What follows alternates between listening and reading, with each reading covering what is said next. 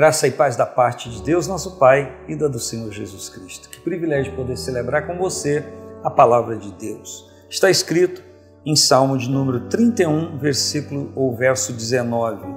Ó, quão grande é a tua bondade que guardaste para com os que te temem, e que tu mostraste àqueles que em ti confiam na presença dos filhos dos homens.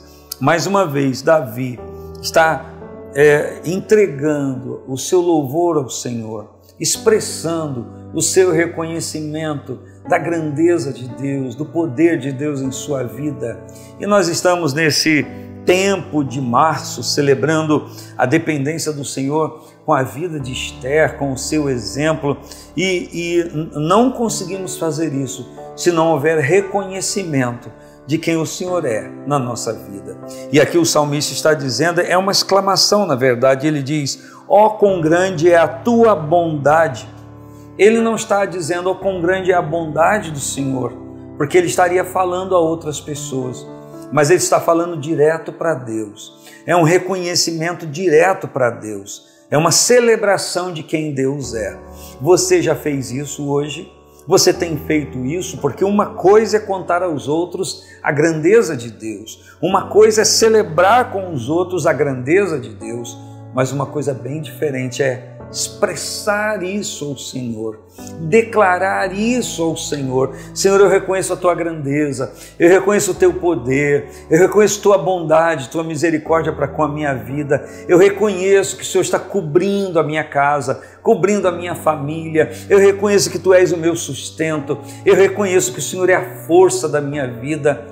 Enfim, declarar direto para Deus o que você entende, o que você vive dele, com ele e para ele. Então, Davi diz, ó, quão grande é a tua bondade. Ele não está falando de um ato momentâneo de bondade. Ele não está falando de alguém que um dia tomou uma decisão e aquela decisão foi baseada em uma bondade. Ele está falando de algo que é contínuo em Deus, que faz parte do atributo divino. E quando ele fala da bondade de Deus e a exalta, ele diz, ó, quão grande é a tua bondade. Só alguém que desfrutou desta bondade, que vivenciou a bênção dessa bondade, que pode se expressar dessa forma para com Deus. Ele diz, ó, quão grande é a tua bondade. E aí ele começa a dizer que guardaste para com os que te temem e que tu mostraste àqueles que em ti confiam na presença dos filhos dos homens. Ele está dizendo, quão grande é a tua bondade que guardaste, que conservaste, que manteste para com os que te temem, para aqueles que te obedecem, aqueles que são submissos a ti, e que mostraste àqueles que em ti confiam na presença dos filhos dos homens. Olha só, é um ato divino na vida de alguém que o teme, de alguém que o louva, na presença de outras pessoas que não têm esse mesmo relacionamento. Então, ao mesmo tempo que o Senhor se mostra bondoso, gracioso, poderoso para com aqueles que temem a Ele, Ele faz isso na presença dos filhos dos homens. Está falando de gente natural, está falando de gente que não louva o Senhor, está falando de gente que vive a sua vida humana natural, sem reconhecer essa grandeza e essa bondade de Deus. Por quê? Porque a exemplo disso vai ser colocado como inspiração para aqueles que ainda não o conhecem. Você já pensou nisso? Que a sua exaltação ao Senhor, que a sua declaração da glória de Deus e os fatos poderosos, os atos poderosos de Deus na sua vida, eles convergem para mostrar aos filhos naturais dos homens, as pessoas naturais que não se relacionam com Deus.